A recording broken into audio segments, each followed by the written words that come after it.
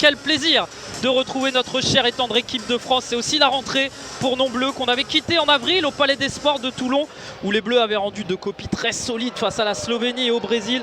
Vous le voyez aujourd'hui, on est à l'espace Mayenne. Il y a plus de 3000 personnes et cette rentrée elle est importante aussi pour l'équipe de France parce que c'est la préparation aussi des qualifications de la Coupe du Monde. On va vous laisser quelques secondes vivre l'entrée des joueurs dans ce magnifique espace Mayenne.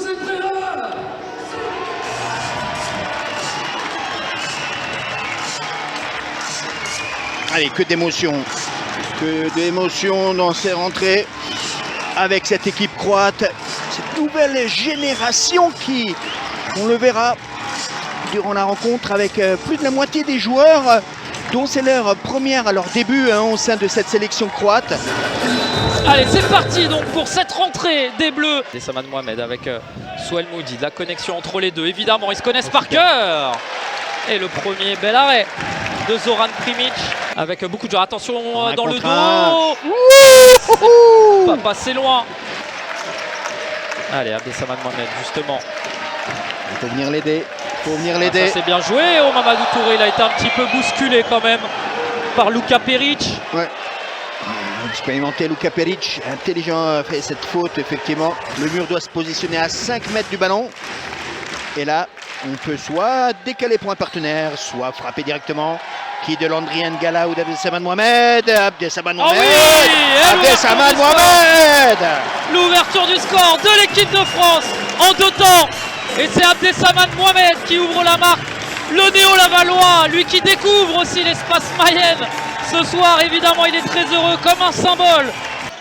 Oh là là, ça c'est bien joué ce qu'il a fait. Un contre un. Oh la faute. Et le carton aussi. De Roni Zakeila sur ce très très bon travail d'Antonio Sekulic, le joueur de l'Ulmisum. Les joueurs français peuvent jouer de plusieurs reprises. Oh, et le deuxième but pour l'équipe de France. Et il est l'œuvre de Roni Zakeila, le joueur du Mouveau Lille Métropole. Pour essayer d'inspirer les Croates, voilà. Ah, c'est dommage, encore une touche de trop un petit peu, mais... Allez, Ben Dali, le pied gauche.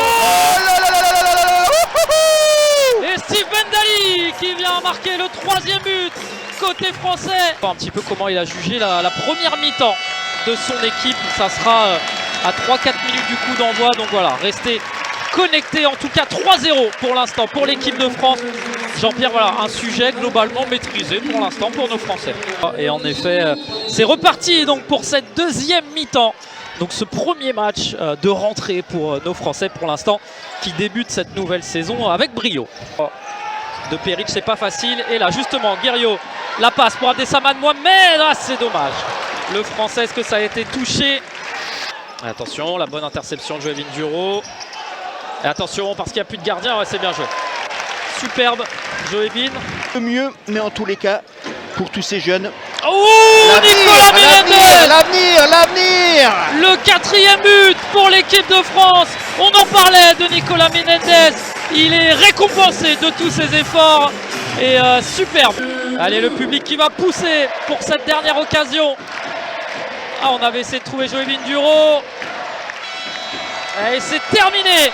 Et l'équipe de France remporte son premier match de la saison face à une équipe de Croatie qu'on a eu du mal à battre pendant de longues années.